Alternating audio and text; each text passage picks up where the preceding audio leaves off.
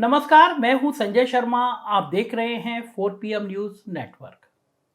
देश में राजनीति बहुत तेज हो रही है। अभी 12-13 महीने हैं लोकसभा चुनावों में, लेकिन रोज तलवारें ऐसे निकाली जा रही हैं कि लगता है चुनाव बिल्कुल सिर पर आ गया है। साहब के लिए भी इस बार परेशानी है। 2014 और 2019 में जितना बेहतर माहौल था, उतना बेहतर माहौल देश में दिखाई नहीं दे रहा। एक सामान्य सी धारणा, लोग कहते हैं कि भाई ये तो जादूगर हैं, पिटारे से कोई चीज़ निकालेंगे और कुछ कर देंगे। लोग कहते हैं पुलवामा हो गया था और कोई बड़ी घटना हो जाएगी, सर्जिकल स्ट्राइक। इस तरह के लोगों के दिमाग में ये धारणा है कि चुनाव से पहले कोई एक ऐसी घटना होती है जिससे राष्ट्रवाद सामने आ जाता है और सब कुछ खत्म हो जाता है। कुछ लोग कह रहे हैं ऐसे राम मंदिर बन जाएगा या इस तरह कॉमन सिविल कोड हो जाएगा। इस तरह की तमाम बातें रहती हैं। कांग्रेस के अधिवेशन में कुछ नई चीज़ें निकल के आएंगी। पवन खेड़ा को लेकर बहुत हंगामा हुआ देश में। इन सब के बीच में मैं बात करूंगा आपसे आज महाराष्ट्र की।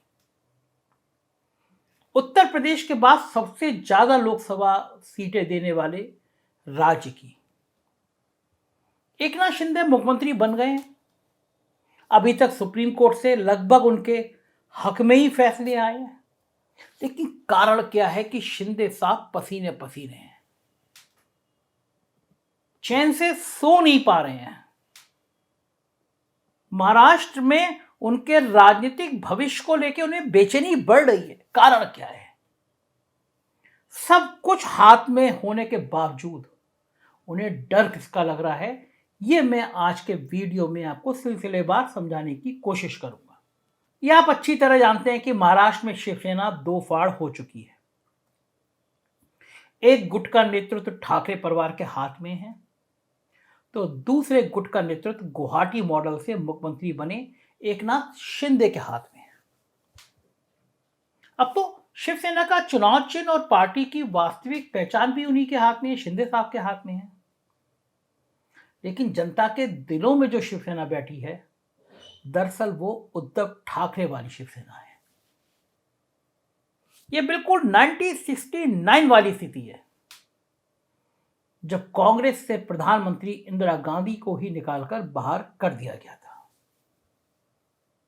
तब इंदिरा गांधी के पास ना तो पार्टी थी, ना चुनाव चिन्ह था और ना ही पार्टी कार्यालय। बिल्कुल आज के उद्धव ठाकरे जैसी स्थिति। लेकिन इंदिरा गांधी ने नई पार्टी बनाई और उनकी पार्टी ने आने वाले वक्त में सबका सुपड़ा साफ कर दिया। अब असली कांग्रेस वही हो गई जो इंदिरा गांधी की कांग्रेस थी। लेकिन इंदिरा गांधी और सिंडिकेट वाले मामले में आज के शिवसेना के मामले से थोड़ा सा फर्क था, वही समझाने की कोशिश कर रहा हूं। तब कोई दल बदल कानून नहीं होता था और इसी वजह से दल बदल करने पर किसी की सदस्यता नहीं जाती थी। लेकिन अब हालात दूसरे हैं और तभी मामला सुप्रीम कोर्ट भी पहुंचा है। हालांकि चुनाव आयोग ने सिर्फ शिंदे गुट को ही असली शिवसेना का दर्जा दे दिया है, लेकिन यही दर्जा अब उनके गले की फांस बन गया है। कैसे फांस बन गया, मैं आपको समझाता हूं। संविधान के 91वें संशोधन के द्वारा जो प्रावधान किया गया है, उसका मतलब यह है कि अब फुटकर दल बदल नहीं हो सकता। यानी अब सिर्फ थोक मात्रा में ही दल बदल हो सकता है, वह भी तब जब दल बदलने या छोड़ने वाले विधायकों की संख्या अपने कुल विधायकों का कम से कम 2/3 हो। इस हिसाब से तो जब असली शिवसेना शिंदे गुट है, जिसके साथ 40 विधायक हैं, इसका मतलब यह हुआ कि ठाकरे गुट के 16 विधायकों ने अब असली शिवसेना छोड़ दी है। अब 56 सदस्यीय शिवसेना विधायक दल में 16 तो 2/3 होते नहीं है, लिहाजा उनकी सदस्यता तो समाप्त हो जाएगी। और जब सदस्यता समाप्त हो जाएगी तो उनकी सीटों पर कुछ ही महीनों में उपचुनाव कराना होगा।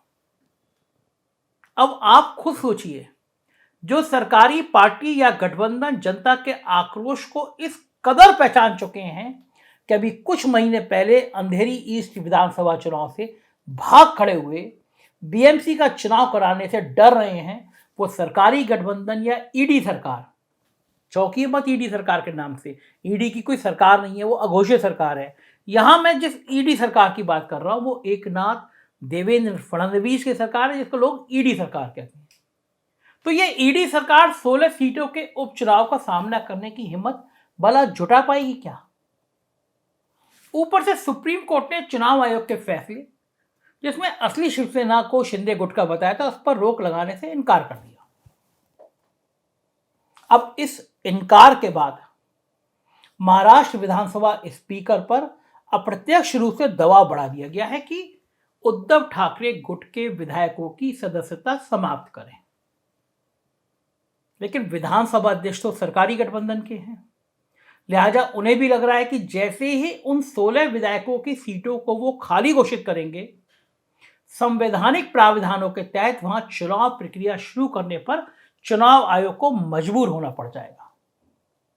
तब जाए तो जाएगा, कहीं भी जाएं, लेकिन जनता के बीच 50 खोके एकदम ओके इन नारों के साथ जाने की हिम्मत तो ना शिंदे की है, ना फडणवीस की है, और ना ही उनके बॉस और उनके दोनों छोटे बॉस की है।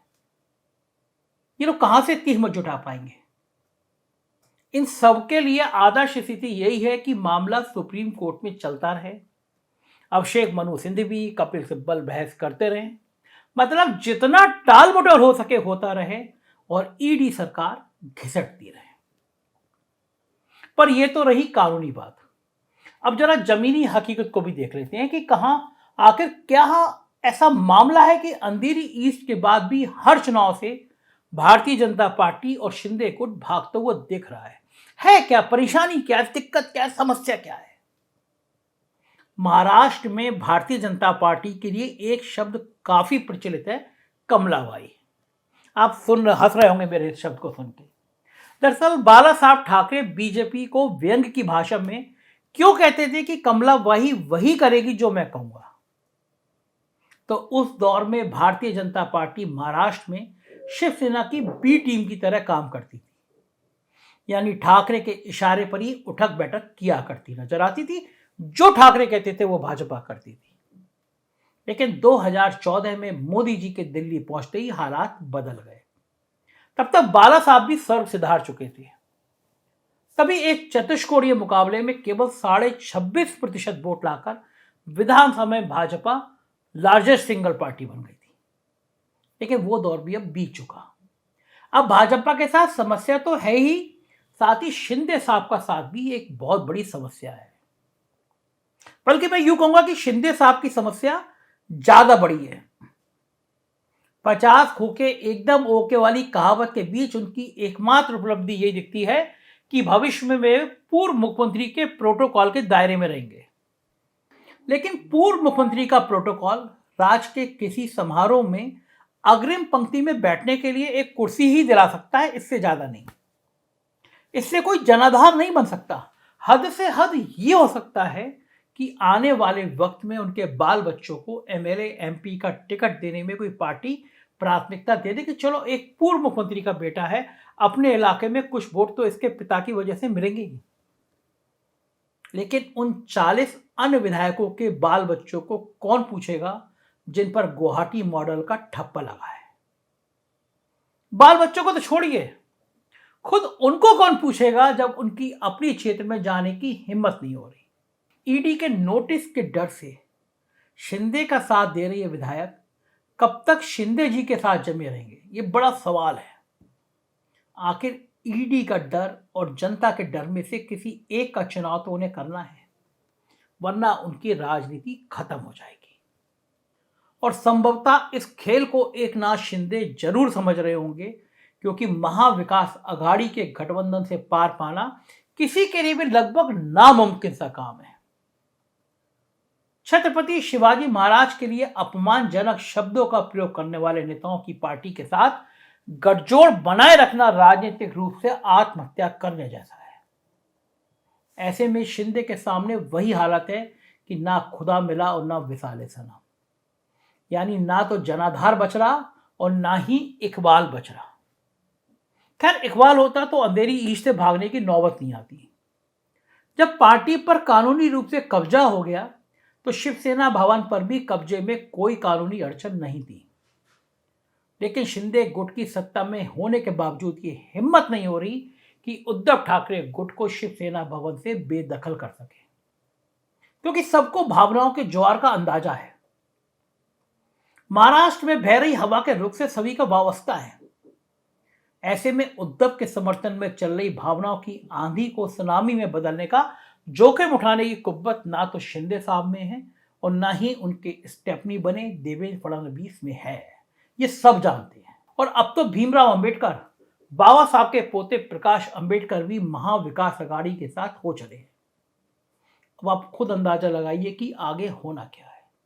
महाराष्ट्र में मेरी बहुत लोगों से बात हुई, कुछ ब्यूरोक्रेट से बात हुई, पत्रकारों से बात हुई।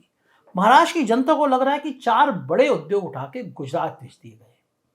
वहां की जीएसटी, वहां की नौकरियां, ये सारी गुजरात शिफ्ट हो गई है। महाराष्ट्र की शान यही है कि उसको देश की आर्थिक राजधानी माना जाता है।